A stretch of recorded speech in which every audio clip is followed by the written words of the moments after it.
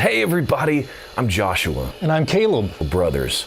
And today we would like to talk to you about the last Adam. Wait a minute. Last Adam?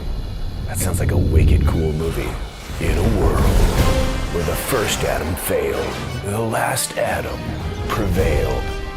That would be completely awesome. But it's also scriptural in the Bible.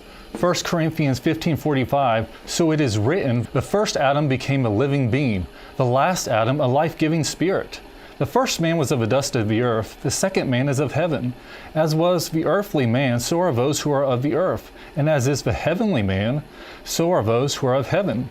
And just as we have borne the image of the earthly man, so shall we bear the image of the heavenly man. Okay, so I'm confused. Yeah. I knew about the first Adam.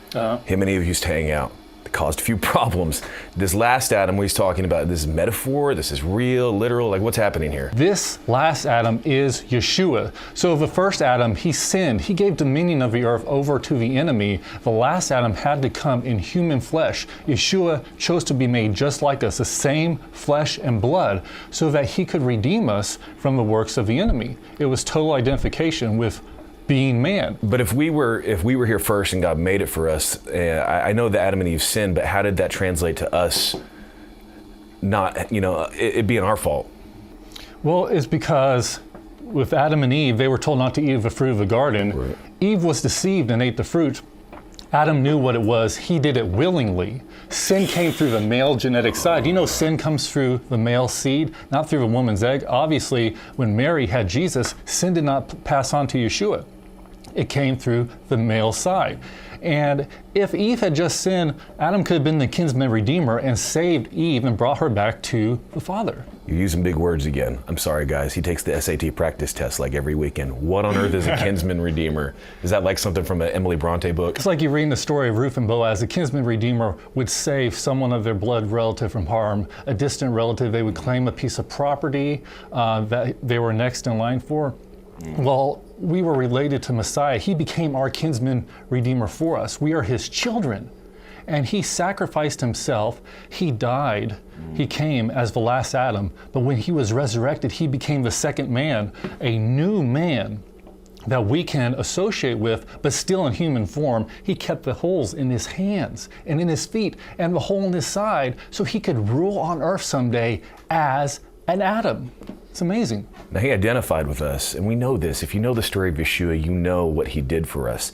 In 1 Peter 2:24, it says, he himself bore our sins in his body on the tree, that we might die to sins and live for righteousness. By his wounds, you have been healed. This is all physical terminology. These are physical things that Jesus went through. That's amazing. We face so many things in life that we feel the God in the sky is ambivalent towards. He's out there ruling the big things, but he doesn't understand how we feel.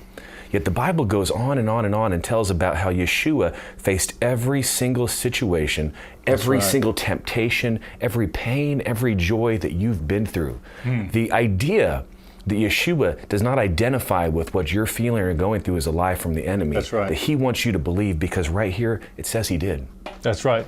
And in 1 Corinthians 15, we have that hope for the future that we're going to be like the second man one day. We're going to receive that glorified body that Yeshua received when he was resurrected. And when we do, death, hell, and the grave completely destroyed. He's already redeemed us from that fear of death.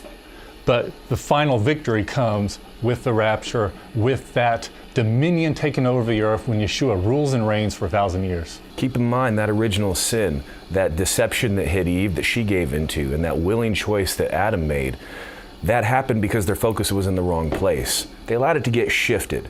Don't let the enemy rob you by shifting your focus onto yourself, onto self-pity, onto your situation, and make you think you're alone and Yeshua had no idea or doesn't care, or it's something you just have to overcome. He identifies with you. He knows where you've been and where you're going. And he has made a way for you to not only succeed, but to overcome.